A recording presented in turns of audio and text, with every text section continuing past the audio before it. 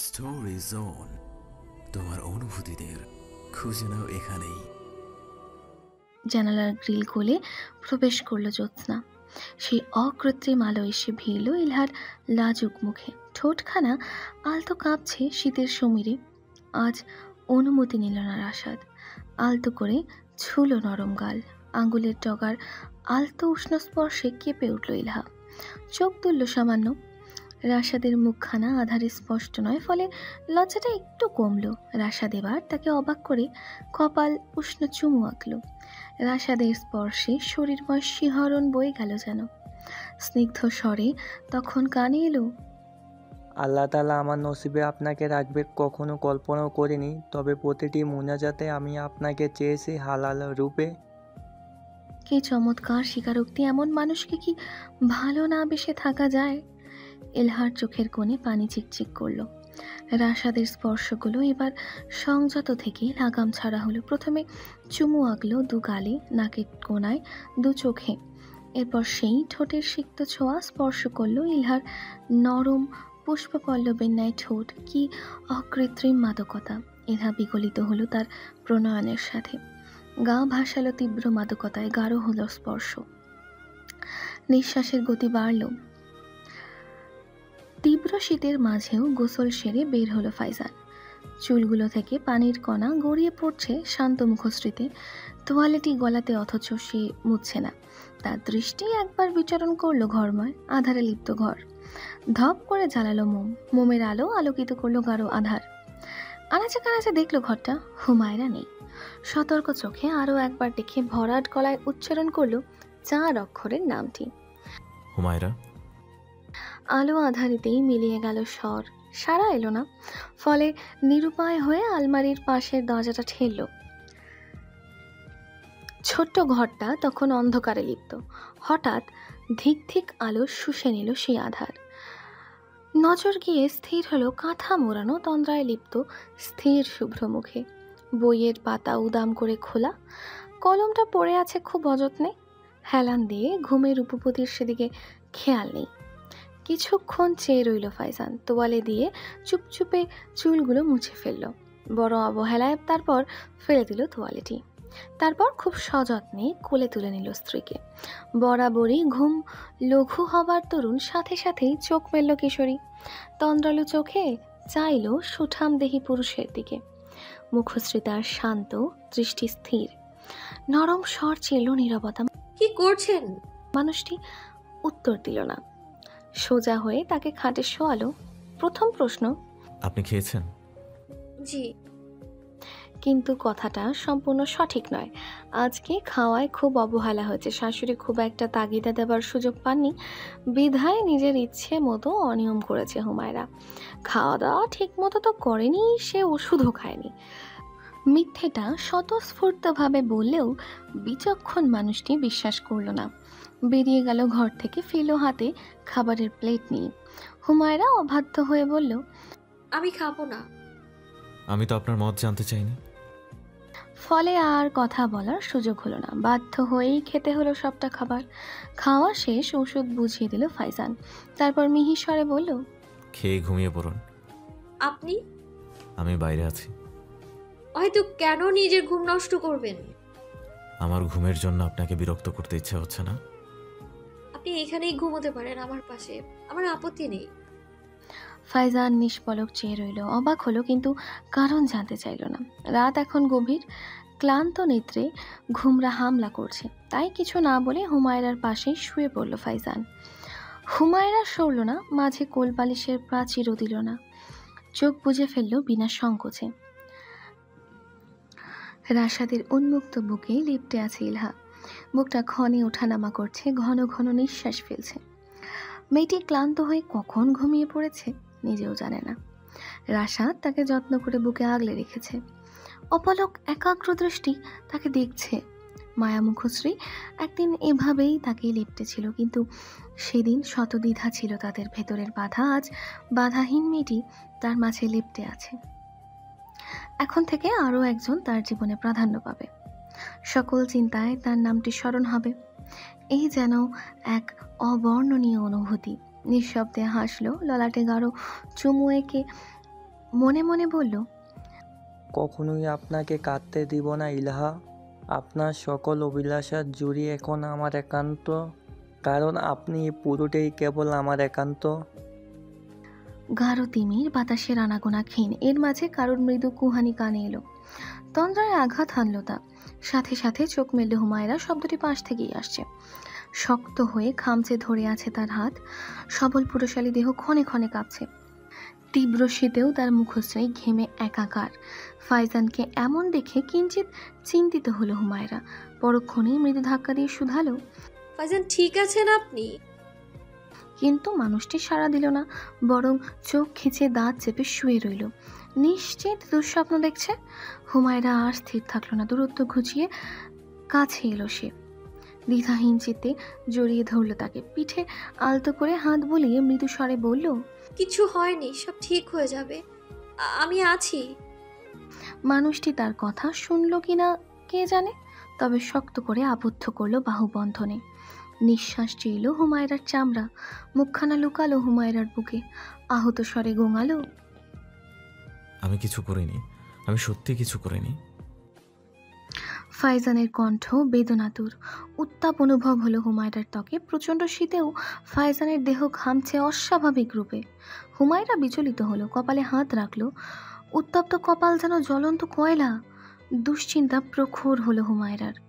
মানুষটির জ্বর এসেছে, কিন্তু ওঠার সুযোগ নেই। আষ্টে পৃষ্ঠে তাকে জড়িয়ে রেখেছে ফাইজান, বারংবার এক বিলাপ।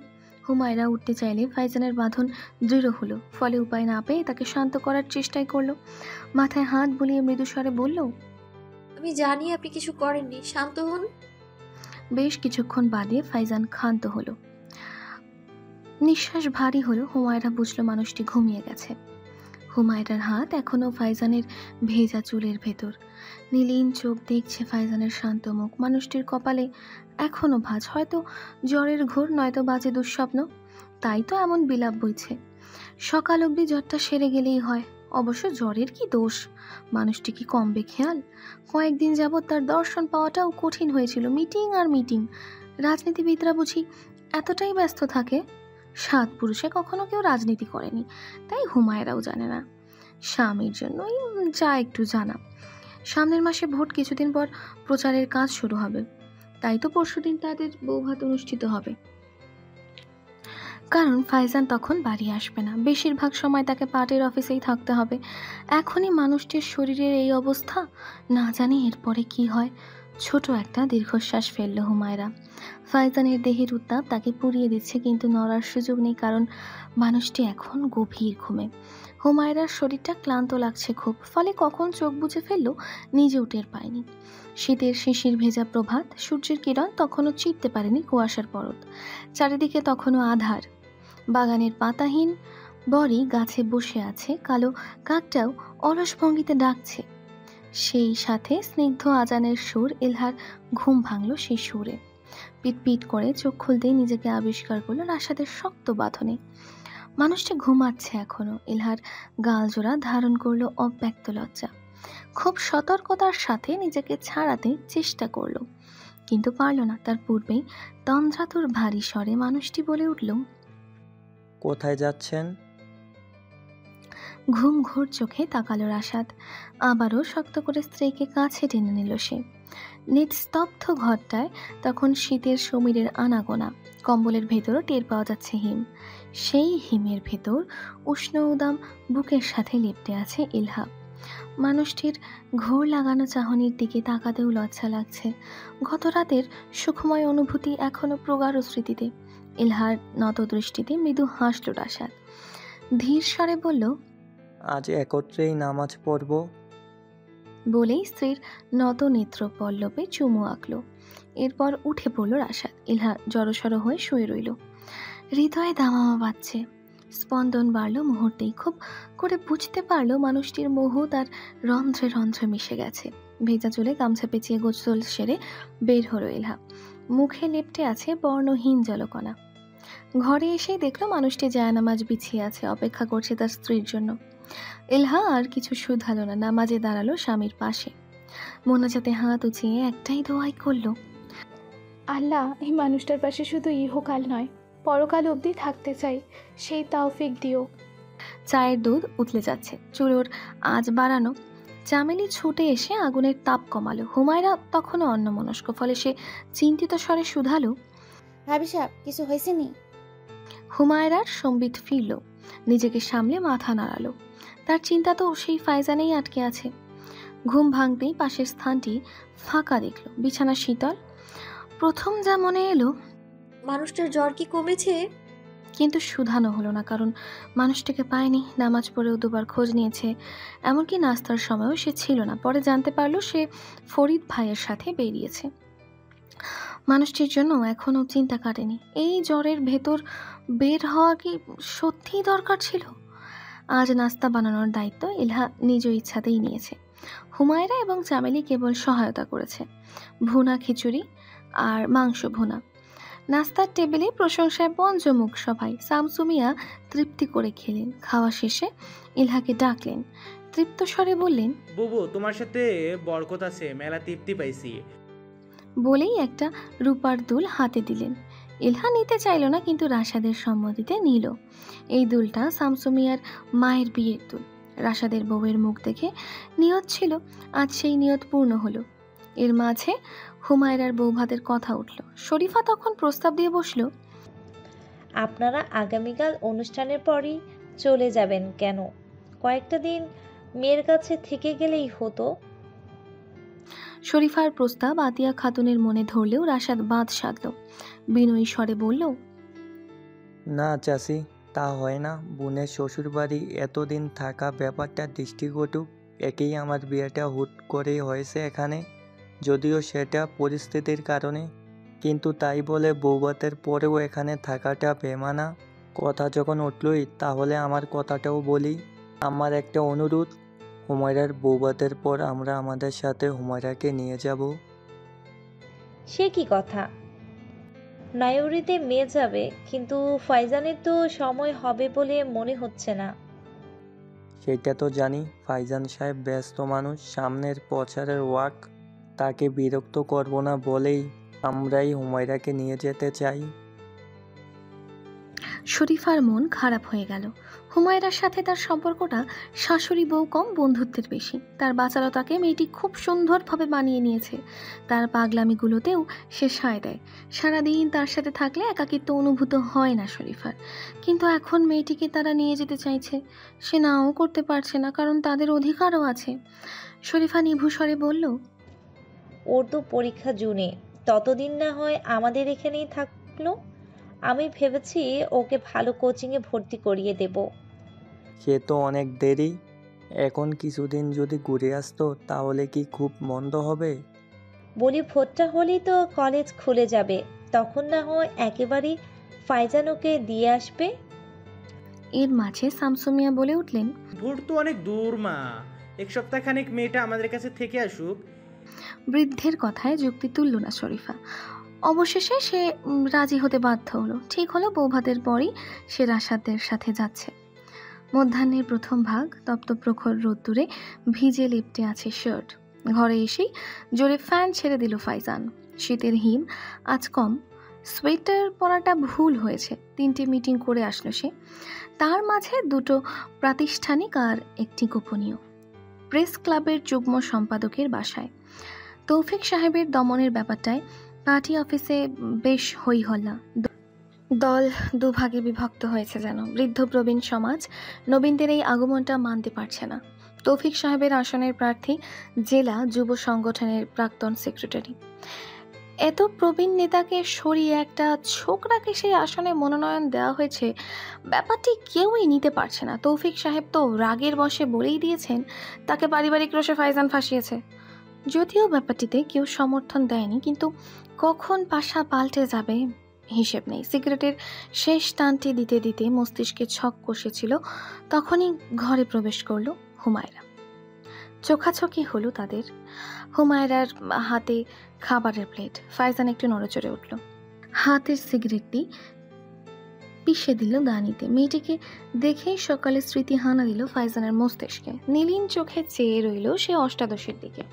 সকালের সেই নিশ্চুপ শান্ত মুখশ্রী, ঘামে লেপ্টে আছে। হুমায়রা খাবারের প্লেট এগিয়ে দিতে দিতে মৃদু স্বরে বলল, অসুখের মধ্যে খালি পেটে এগুলো খাওয়া উচিত নয়, আরো শরীর খারাপ হবে।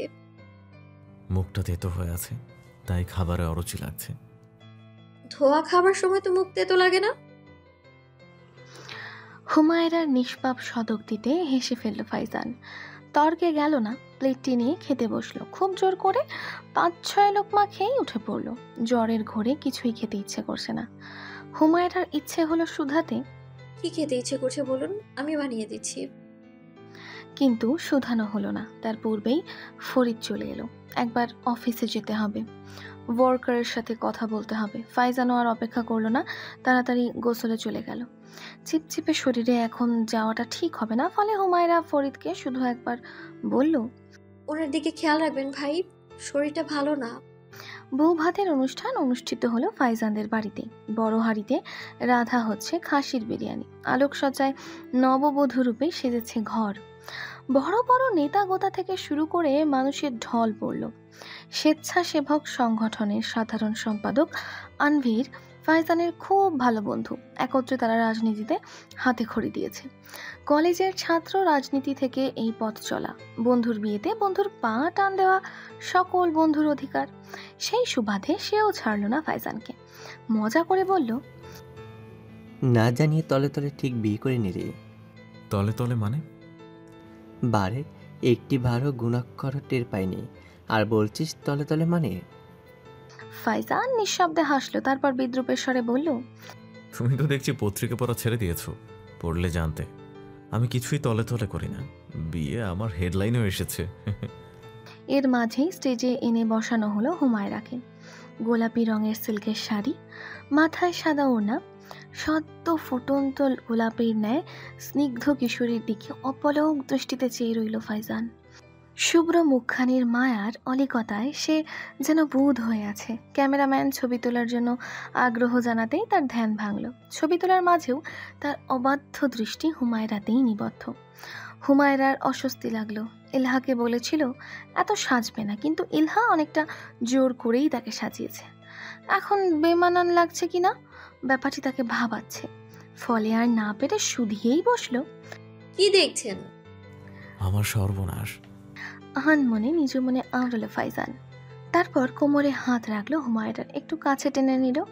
অতিথিদের একটাই কথা, জুটি মানিয়েছে। সকাল সকাল নাস্তা খেয়ে বেরিয়ে পড়লো রাশাদেরা। হুমায়রা তাদের সাথেই যাচ্ছে। ভেবেছিল ফাইজান হয়তো আপত্তি জানাবে, কিন্তু তেমন কিছু হলো না। এমনকি যাবার সময়ও ফাইজানকে নজরে পড়ল না, সে বেরিয়ে গেছে। মহা ব্যস্ত সে কাজে। তবে গত রাতেই তার ঔষধগুলো নিজে হাতেই গুছিয়ে দিয়েছে। কড়া করে বলেছে, বাড়িতে যাচ্ছেন বলে অনিয়ম করবেন না। হুমায়রাও সাথে সাথে বলল, আপনিও বেশি ছাইপাশ খাবেন না, একে তো জ্বরের শরীর। ফাইজান নিঃশব্দে হাসলো। ছোট বউয়ের শাসনগুলো ভারী বিচিত্র, কিন্তু মন্দ লাগছে না। সম্পর্কটা একেবারে স্বাভাবিক না হলেও খুব একটা অস্বাভাবিক নয়। গত রাতের কথাগুলো ভাবতে ভাবতে কাছে মাথা হেলিয়ে দিল হুমায়রা। এর মাঝে ইলহার শরীর খারাপ করতে লাগলো। গাড়ির ঝাঁকুনিতে বমি আসছে তার। তাই কিছু দূরের একটি দোকানের সামনে গাড়ি থামানো হলো। সবাই গাড়ি থেকে নামলো। টুকটাক খাওয়া দাওয়া শেষে গাড়িতে উঠতে যাবে ঠিক তখনই কোথা থেকে একটি ভারী ট্রাক নিয়ন্ত্রণ হারিয়ে আঘাত করলো গাড়িটিকে। মুহূর্তেই পরিত্যক্ত মুড়ির টিনের মতো দুমড়ে মুচড়ে গেল গাড়িটি। ঘটনার আকস্মিকতায় আশেপাশের মানুষ জড়ো হলো। ভাগ্য খুব বেশি দয়ালু বিধায়ী সবকটা মানুষ, এমনকি ড্রাইভারও একেবারে অক্ষত আছে। ভাগ্যে হুমায়রা তাকে জোর করে বলেছিল, ভাই আপনি ভারী কিছু না খেলেও চা খান, শীতের দিন আরাম পাবেন তো। তবে বেচারার গাড়িটা আর রাস্তা নেই, বাম্পার বেরিয়ে গেছে, কাজগুলো চূর্ণ বিচূর্ণ হয়ে আছে রাস্তায়। এটা তার জীবিকা ছিল। এদিকে ঘটনার পর মুহূর্তেই আতঙ্কিত আর্তনাদ বেরিয়ে এলো ইলহার মুখ থেকে। হাত দিকে চেপে ধরল সে মুখখানা। রাশাদ দুহাতে শক্ত বাহুজোড়ায় আগলে ধরল প্রিয় নারীদের। হুমায়রা স্তব্ধ দৃষ্টিতে বিক্ষত গাড়িটিকে দেখতে লাগলো। হৃৎপিণ্ড গলা অবধি এসে গেলে যেমন হাঁসফাঁস করে মানুষটি, ঠিক তেমন অনুভূতি হচ্ছিল তার। শ্বাস ঘন হলো। গলা শুকিয়ে আসছে ক্রমশ। এলা এখনো আতঙ্কিত ভীত, তার মুখখানা ত্রাসে ফ্যাকাশে লাগছে। বিস্ফোরিত নয়ন তাকিয়ে আছে গাড়ির ধ্বংসাবশেষের দিকে। হ্যালো ডিয়ার লিসেনার্স, আপনারা শুনছেন স্টোরিজ অন প্রেজেন্স ধারাবাহিক পর্ব গল্প। আমাদের সামগ্রিক প্রচেষ্টাকে উৎসাহিত করতে লাইক অ্যান্ড কমেন্ট করতে ভুলবেন না। Thank you. শামসুমিয়া এবং আতিয়া খাতুনও বেশ ভয় পেলেন। পৌর মুখশ্রীতে বিশ্রী আতঙ্কের ছাপ ভেসে উঠল। এতকাল শুধু টিভিতে কিংবা খবরের কাগজেই এমন ভয়াবহ রকমের দুর্ঘটনা পড়েছে, আজ স্বচক্ষে দেখলো। আশেপাশের লোকজন বারবার দোয়া পড়তে লাগলো। যে দুর্ঘটনা ঘটেছে তাতে কারোর বেঁচে ফেরত আসার সুযোগ হলো না। এদিকে কিছু মানুষ ধরপাকড় করলো ট্রাক ড্রাইভারকে। শুকনো রোগাপটকা মধ্যবয়সী পুরুষ, তার চোখে মুখেও তীব্র আতঙ্ক দেখা গেল, যেন এমন কিছু একটা সেও আশা করেনি। তীব্র হাড় কাঁপানো শীতেও সে ঘামছে তরতরিয়ে। ট্রাকেরও বেশ ক্ষতি হয়েছে, সামনের অংশ একেবারে ভেতরে ঢুকে গেছে। লোকজনের ভয়ে অথবা মৃত্যু ভয় কোনো এক কারণে হলেও ড্রাইভারটি ভীত। তাকে জিজ্ঞাসাবাদ করা হলে সে হাত জড়ো করে বলতে লাগলো, বিশ্বাস করেন আমার দোষ নাই, আমার গাড়ির ব্রেক নষ্ট হয়ে গেছে, তা আমার দোষ নাই। এর মাঝেই একজন বলে উঠল, বেটা নেশা করছে, কি ভটকা গন্ধ। কথাটায় মুহূর্তে আলোড়ন তৈরি হলো। রাশাদের গাড়ির ড্রাইভারও উত্তেজিত হলো। পুলিশ ডাকার হুমকি দেওয়া হলো। ট্রাক ড্রাইভারের আকুতি শোনা হলো না। কাউসার এত সময় দূরে গিয়েছিল ফাঁকতালে একটু মদ গিলতে। নেশাটা সকলের অগোচরে চালিয়ে যাচ্ছে নিষিদ্ধভাবে। এখানে এসে এমন হই হল্লা দেখে সেও ভরকালো। সুযোগ বুঝে সকলের আড়ালে ট্রাকের সামনের সিটে মদের ছোট্ট শিশিটা ফেলে দিল সে। লোকজন যখন ট্রাকে তল্লাশি করলো তখন মদের শিশি পেয়ে আরও উত্তেজিত হলো। শামসুমিয়া রেগে বললেন, এখন পুলিশে খবর দেন। অবশেষে পুলিশ এলো। ট্রাক ড্রাইভারকে ধরে নিয়ে গেল তারা। ট্রাক ড্রাইভার মারও খেয়েছে কম না। খুব অনুরোধ করলো কিন্তু কেউ তাকে সাহায্য করলো না। এদিকে তার অসহায় মুখখানা দেখে সামান্য দয়া হলো রাশাদের, কিন্তু ব্যাপারটা জীবনের উপর ছিল। ভাগ্য সহায় না হলে প্রতিটি মানুষই জীবনের মায়া ত্যাগ করতে হতো। পুলিশের এসআই আশ্বস্ত করে বললেন, দুঘা দিলেই ব্যাটার সব নাটক বেরিয়ে যাবে। সঠিকভাবে তদন্ত করবেন যেন নির্দোষ শাস্তি না পায়। সব কাণ্ডে সবচেয়ে ক্ষতিগ্রস্ত হলো গাড়িওয়ালা। তাকে আশ্বস্ত করা হলো ক্ষতিপূরণ দেওয়া হবে। ইলহা এখনও স্বাভাবিক হয়নি, জড়সড় পাথরের মতো বসে রয়েছে। মস্তিষ্ক জুড়ে আতঙ্ক। বারংবার মনে হচ্ছে তার বাবার হাত নেই তো। আকিব শাহরিয়ার মানুষটি ভীষণ জেদি, অহংকারী। তার দ্বারা অসম্ভব কিছু নয়। যাবার আগে সে শান্ত হুমকিও দিয়ে গিয়েছিল। এই দুর্ঘটনাটি সেই হুমকির অংশ নয় তো? হুমায়রা তার দিকে পানি এগিয়ে দিল, মৃদুস্বরে বলল, তুমি ঠিক আছো? স্তব্ধ বিমূঢ় চোখে চাইল ইলহা। হুমায়রা তার হাতটা আলতো করে ধরল, আশ্বস্ত গলায় বলল, এত ভয় পেলে হয়? আলহামদুলিল্লাহ কিছু হয়নি তো। যদি হতো? মৃত্যুকে তুমি আমি কি থামাতে পারবো? যখন মৃত্যু লেখা তখন সেটা হবেই। এটা তো চিরন্তন সত্য। তোমার ভয় লাগে না? ভয় লাগে না বলে মিথ্যে বলা হবে। নিজের মৃত্যুর থেকে প্রিয়জন হারানোর ভয়টা বেশি হয়। আগে তো 3 জন প্রিয় ছিল, এখন আরো 3 জন জুটেছে। কিন্তু তাই বলে মৃত্যু ভয় গুটিয়ে ম্লান হয়ে বসে রইব সেটা তো ঠিক না। জীবন তো থেমে থাকে না, তাই না? এই দেখো, আমার মা আমাদের ছেড়ে পালিয়ে গেছে। আমি জানিও না সে বেঁচে আছে নাকি নেই, কিন্তু তার জন্য আমার জীবন তো থেমে নেই, তাই না? তাই বলছি, যা হয়েছে ভুলে যাও। আলহামদুলিল্লাহ সবাই তো ভালোই আছি। এর থেকে আর কি ভালো হতে পারে বলো? হুমায়রার কথায় মৃদু হাসল ইলহা। ভয়টা একেবারে কাটেনি, তবে তাদের কিছু হয়নি, এটাই যথেষ্ট। কত বড় একখানা বিপদ গেল। ইলহা ঠিক করলো সে সৎকা দিবে। শ্বশুরবাড়ি যেয়েই রাশাদকে বলবে কথাটা। শামসু মিয়ার হৃদব্যাধি আছে। এত বড় দুর্ঘটনার পর তিনি ঠিক করলেন আজ আর যাত্রা করবেন না, শহরে ফিরে যাবেন। আগামীকাল আল্লাহর নাম নিয়ে বের হবেন। রাশাদ যদিও আপত্তি করলো, কিন্তু দাদা দাদির জেদে তার আপত্তিটা জায়গা পেল না। ইলহার শরীরটাও ভালো নেই। প্রথমেই জার্নির জন্য কিছুটা খারাপ ছিল, আরও ফ্যাকাশে হয়ে আছে এই আতঙ্কিত দুর্ঘটনায়। তাই বেশি তর্ক করলো না। শেষ অবধি ফিরে গেল ফাইজানদের বাসায়। হুমায়রা ফিরে আসায় শরীফা অবাক হলো। ঘটনা শোনার পর তিনিও চিন্তিত হলেন। ট্রাক ড্রাইভারের মদ খাওয়ার কথা শুনে গর্জালেন বেশ। কত বড় সাহস! মদ খেয়ে গাড়ি চালায়! আল্লাহ, লাখ লাখ শুক্রিয়া যে তোমাদের কিছু হয়নি। ব্যাটাকে সামলে পেলে গুনে গুনে 4টে থাপ্পড় মারতাম আর একটা জুতোর বাড়ি। ছি। আরও 3-4টে খাস বাংলা ভাষায় খারাপ কথা বললেন। হুমায়রা তাকে শান্ত করার চেষ্টা করলো। আম্মা ওনাকে ধরে নিয়ে গেছে পুলিশ। কথাটা শুনে ক্ষীণ শান্ত হলেও একেবারেই চিন্তাটা উবে গেল না শরীফার। এর পূর্বেও এমন ঘটনার মুখোমুখি বহুবার হয়েছে। এই রাজনীতি নামক অভিশাপটা শুধু রক্তক্ষরণই জানে, কখনো সুখ দেয়নি শরীফাকে। কিন্তু তার ক্ষত হৃদয় না বাবা দেখেছে না ছেলে। তিক্ত দীর্ঘশ্বাস ফেলল শরীফা। হুমায়রাকে শুধালো, ফাইজানকে জানিয়েছো? হুমায়রা আমতা আমতা করলো। সে জানায়নি। মানুষটিকে জানানোর কথাটা মাথায় ছিল না। যখন মাথায় আসলো তখন মনে হলো এখন জানানোটা খুব একটা অপরিহার্য নয়, কারণ দোষীকে শাস্তির জন্য নিয়ে যাওয়া হয়েছে। শরীফা এবার বিরক্ত হলেন। যেমন ছেলে তেমনই ছেলের বউ, কেমন ছন্ন ছাড়া। তার প্রায়ই মনে হয় সে দুটো উদাসীন গরুকে এক খোঁটায় বেঁধে রেখেছে। ফলে নিজেই বাধ্য হয়ে ছেলেকে ফোন করলো। ফরিদের কাছে ফাইজানের ফোন। দুবারের পর সেই ধরল ফোনটা। শরীফা ধমকাতেই ফাইজানকে ফোনটা দিল। ফাইজান একরাশ বিরক্তি নিয়ে বলল, কোন মহাভারত অশুদ্ধ হয়েছে মা? ঠাডা পড়ছে নাকি বাড়িতে? কেন দরকার ছাড়া আমি ফোন করতে পারি না? না, আগামী 1 মাস না। লাথি দিব মুখ চেয়ে। সেটাও 1 মাস পর। এখন রাখো। নির্লিপ্ত ভাবলেশীন স্বরে উত্তর দিল ফাইজান। সাথে সাথেই শরীফা বলে উঠল, হুমায়রাদের গাড়ি দুর্ঘটনা ঘটেছে। গাড়ি পুরাই চিড়ে চ্যাপ্টা। ট্রাক এসে পেছন থেকে মেরে দিছে। কথাটা শুনে ক্ষণ সময় চুপ করে রইল ফাইজান। নীরবতা ভেঙে বেশ শান্ত কিন্তু গম্ভীর ভাবে শুধালো, কারোর কিছু হয়েছে কি? না, সবাই বাসায় ফিরে এসেছে। গাড়িওয়ালাদের গাড়িটা আর ঠিক হবে না। তাদের ক্ষতিপূরণ দিতে হবে মনে হচ্ছে। ঠিক আছে। আর কিচ্ছু বলবি না? হুমায়ুর কথা জিজ্ঞেস করবি না? শরীফা ছেলের অভিব্যক্তি শোনার জন্য অধীর হলেন, কিন্তু হতাশা ছাড়া কিছুই হাতে পেলেন না। ছেলে নির্লিপ্ত উত্তর দিল, মাত্রই তো বললে সবাই ঠিক আছে। ও তোর বউ ফাইজান। ফাইজান আবার চুপ করে রইল কিছু সময়।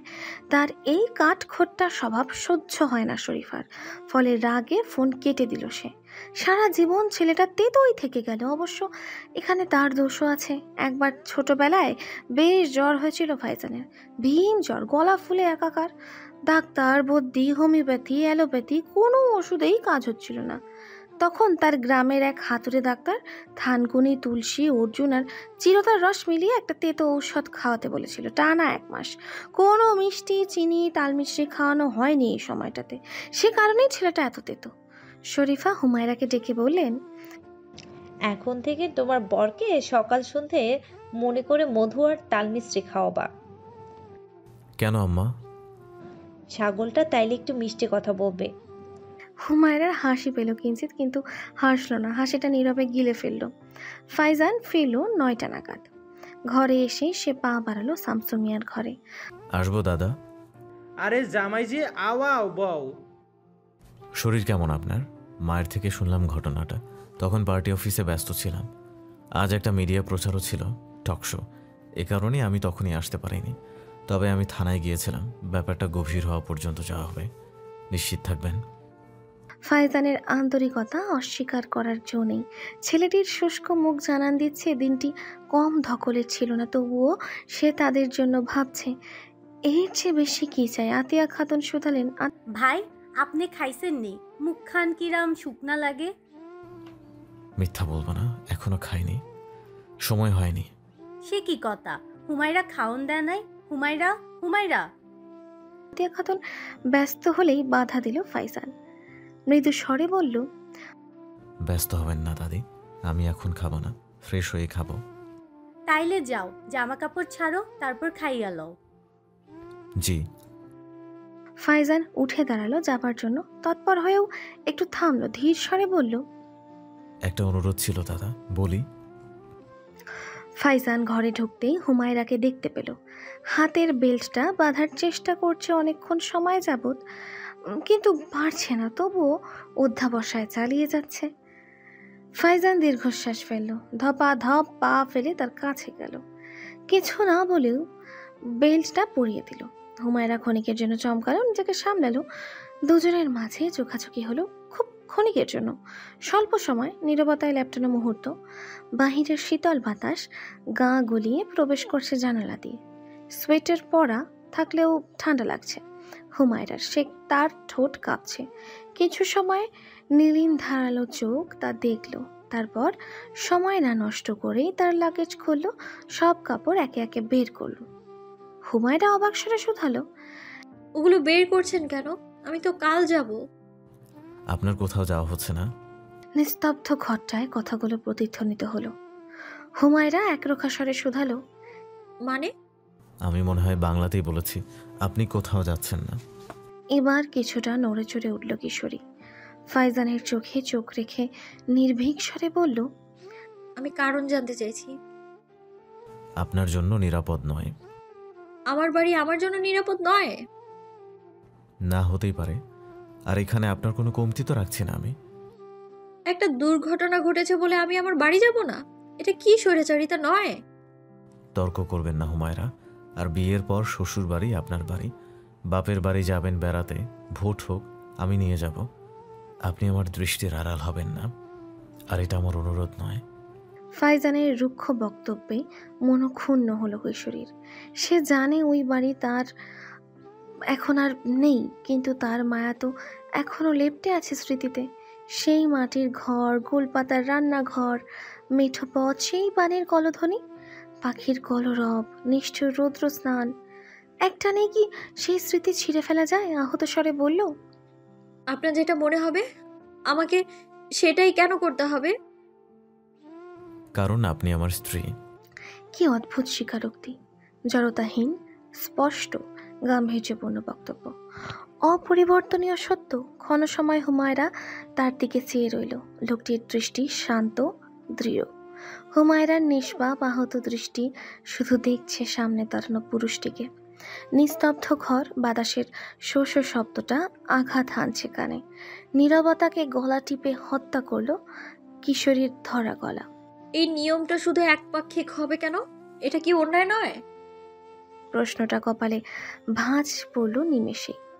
ধারালো হলো দৃষ্টি, কিন্তু সেই সাথে দৃষ্টিগোচর হলো না হুমায়রার টলমলে আঁখি। এবার কণ্ঠের রুক্ষতা কমালো খানিকটা, কোমল স্বরে বলল, প্লিজ হুমায়রা, আমার ঝগড়া করতে ইচ্ছে হচ্ছে না।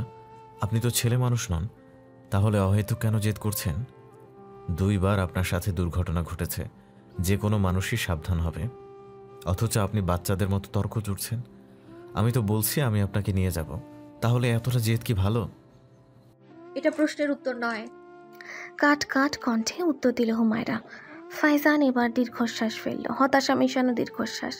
খিদের মাঝে কথা অপচয় নিতান্ত বিরক্তিকর কাজ, তবুও সেটা করতে হচ্ছে। ফাইজান তোয়ালেটা ঘাড়ে ঝুলিয়ে নির্লিপ্ত স্বরে বলল, নিয়ম একপাক্ষিক নয়, উভয়পাক্ষিক, নিউট্রাল। কিন্তু এক পক্ষ হাঁটুর বয়সে হলে তার উচিত অন্য পক্ষের কথা মান্য করা, কারণ অন্য পক্ষের মানুষটির অভিজ্ঞতা তার চেয়ে বেশি।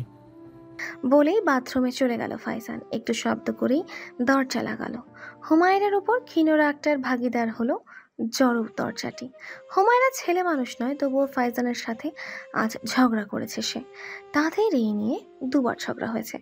তাদের সম্পর্কের সমীকরণটি খুব অটপটে, তাই ঝগড়া হলেও ফাইজান ছিল বরাবর শান্ত। তার এই বিকারহীনতা হুমায়রাকে আরও বেশি অনুভব করায় মানুষটি এই সমীকরণে উদাসীন। তাহলে সর্বদা এমন জোর খাটানো কেন? কেন বারবার তাকে স্মরণ করানো হুমায়রা এখন ফাইজান ইকবালের স্ত্রী, তার বাক্যই এখন বিধির বিধান? উত্তর নেই, কখনোই উত্তর থাকে না। ইলহা খেলো খুব কম, তার অরুচি হচ্ছে। খিদে যেন মরে গেছে। খুব চেষ্টা করেও 2 গালের বেশি খেতে পারল না। আতিয়া খাতুন জোর করলেন, কিন্তু তাও মেয়েটি খেলো না। মস্তিষ্ক জুড়ে এখনো আতঙ্ক ছেয়ে আছে কালো মেঘের মতো। হুমায়রা বোঝানোর পরও আতঙ্ক কাটছে না। চিত্ত অশান্ত। ইলহাকে ভাত নড়াচড়া করতে দেখে রাশাদ মৃদুস্বরে বলল, আপনি ঘুমাতে যান ইলহা, ভালো লাগবে। রাশাদ নিজ ঘরে যেতে নিলে হুমায়রা মনে করে 1 গ্লাস গরম দুধ পাঠালো। বলল, পারলে খাইয়ে দিও, খালি পেটে ঘুমালে শরীরটা আরো খারাপ করবে। রাশাদ মাথা নাড়ালো। ঘরে এসে ঘাড়ে গুটিসুটি মেরে বসে থাকতে দেখলো ইলহাকে। সে ঘুমাতে চেষ্টা করছিল, কিন্তু চোখ বুঝলেই রক্তাক্ত দেহগুলো ভাসছে চোখের সম্মুখে। হৃদয় কেঁপে উঠেছে পরিণতির কথা ভেবেই। ফলে তার চোখ মুখ বিধ্বস্ত। দুধের গ্লাসটা সাইড টেবিলে রেখে পাশে বসলো রাশাদ। আলতো করে মেয়েটিকে আগলে ধরলো, চোখে চেপে ধরলো ঘন অবিন্যস্ত কেশে। রাশাদের উপস্থিতিতে ভারী মন এবার গলতে শুরু হলো। ধরা স্বরে বলল, আমি বোধহয় আপনার জীবনের জন্য শুভ নই। ইলহার এমন বক্তব্যে চোখ কুঁচকালো রাশাদ। কণ্ঠে কোমলতা হারিয়ে কাঠিন্য প্রকাশ পেল। এমন বাবার কারণ? কত বড় দুর্ঘটনা ঘটে যাচ্ছিল। এবার রাশাদ তার কাঁধে হাত রাখলো, নিজে থেকে একটু দূরে সরিয়ে মুখোমুখি বসালো ইলহাকে। চোখে চোখ রেখে কঠিন স্বরে বলল, এই কথাটা আমি দ্বিতীয়বার শুনতে চাই না ইলহা। মানুষ শুভ কিংবা অশুভ হয় না, পরিস্থিতি তার পরীক্ষা নেয়। আজকের দিনটাও তেমন ছিল। এখানে আপনার হাত নেই। আমার বাবার হাত তো থাকতে পারে। আমার বাবাকে চেনেন না আপনি। মানুষটা কতটা নিচে নামতে পারে ধারণা নেই আপনার। কিন্তু তাই বলে আপনাকে আমি দোষীর কাঠগড়াতে দাঁড় করাতে পারছি না। মা বাবা যদি অন্যায় করেও থাকে, সেটা সন্তানকে বইতে হবে এমন কথা নেই। যদি আজকের ঘটনাটি পরিকল্পিত হয় এবং আপনার বাবা এর মদকদারি হন, তবুও আপনি আমার কাছে সারা জীবন ইলাহি থাকবেন, নিষ্পাপ ইলহা, যাকে আমি ভালোবাসি। ইলহার স্তব্ধ নয়ন তাকিয়ে রইল মানুষটির মুখপানে। নিদারুণ স্বীকারোক্তিতে আসক্ত হয়ে উঠল হৃদয়। চোখের কোণে জমল অশ্রু। এই অশ্রু বেদনার। আজ ইলহা সেই তৃষ্ণার্ত পথিকের ন্যায় যে শত ক্রোশ ছুটে অবশেষে অনাকাঙ্ক্ষিত জলের সন্ধান পেয়েছে, তার হৃদয় আজ পরিতৃপ্ত। বাগানে তখন প্রগাঢ় কুয়াশা। চাদর মুড়ি দিয়ে দাঁড়িয়ে আছে ফাইজান। হাতের ফাঁকে সিগারেট জ্বলছে সেটা, কিন্তু ফাইজানের ঠোঁট এখনো ছোঁয়নি তা। অহেতুকি আঙুলের ফাঁকে জ্বলছে তা। গলা খাকারি শুনেও ফাইজান ঘুরল না। এক চিত্তে তাকিয়ে রইল মেঘহীন অর্ধ চাঁদের দিকে। ফরিদ আবার গলা খাকারি দিল, ফলে কপালে ভাঁজ টেনে বলল, ঠান্ডা লেগেছে, গরম পানি খাও। ফাইজানের বিরক্তি টের পেল ফরিদ, তাই সময় নষ্ট করতে চাইল না। ভনিতাহীন আরম্ভ করলো, থানা থেকে এসেছিল, ট্রাকের ব্রেক আসলেই নষ্ট, আর ট্রাক ড্রাইভারও সোবার ছিল।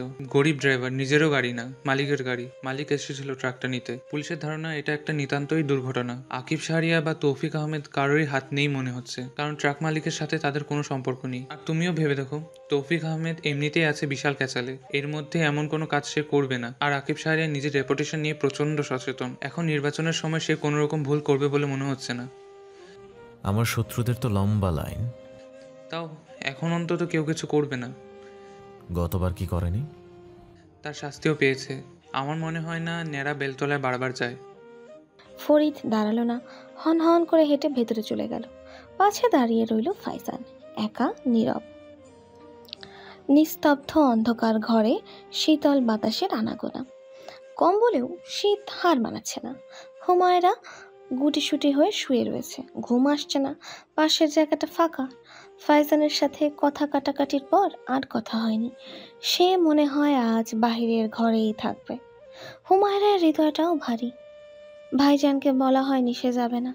ভাইজান শুনলে অবশ্য রাগ করবে, কারণ বাসায় যাবার বায়নাটা হুমায়রার ছিল। হঠাৎ এমন মত বদল ভাইজানের পছন্দ নয়। বুক চিরে দীর্ঘশ্বাস বের হলো হুমায়রার। হঠাৎ দরজা ঠেলল।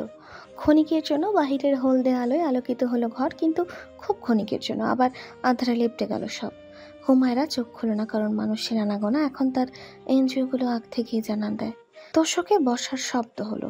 আরও একটি কম্বল এসে পড়ল হুমায়রার উপর। সেই সাথে অসম্ভব শীতল দুটো হাত ছুলো তার কোমরের অস্থি। উষ্ণ নিঃশ্বাস স্পর্শ করল ঘাড়। নাকের ডগা ছুলো ঘাড়ের চামড়া। হুমায়রার হৃদয় কাঁপল, স্পন্দিত হলো বারে বারে। সেই সাথে ভারী স্বর কানে এলো, খুব স্মিত, কাতর। আমার রক্ত দেখতে ভালো লাগে না হুমায়রা, প্রতিবার নিজেকে শক্ত রাখা যায় না। হুমায়রা চুপ করে রইল। নিস্তব্ধ ঘরের নীরবতায় মিলিয়ে গেল স্বর। শ্বাস ঘন হলো অপর পাশের মানুষটির। এদিকে হুমায়রার রাত কাটল নির্ঘুম। সব গোছগাছ শেষ, গাড়ি চলে এসেছে, সবাই প্রস্তুত যাবার জন্য। সবার ব্যাগগুলো একত্রে গুছিয়ে নিল রাশাদ। হুমায়রাকে বলল, রেডি হয়ে ব্যাগ নিয়ে আয়। ঠিক তখনই পাশে বসে থাকে নির্লিপ্ত মানুষটির উত্তর দিল। হুমায়রা যাবে না। স্পষ্ট বক্তব্যে ভ্রু কুঁচকে এলো রাশাদের। মস্তিষ্ক ব্যাপারটি ধারণ করতে পারল না যেন। পাল্টা প্রশ্ন ছুড়ল, হ্যালো ডিয়ার লিসেনার্স, আপনারা শুনছেন স্টোরিজ অন প্রেজেন্স ধারাবাহিক পর্ব গল্প। আমাদের সামগ্রিক প্রচেষ্টাকে উৎসাহিত করতে লাইক অ্যান্ড কমেন্ট করতে ভুলবেন না। Thank you.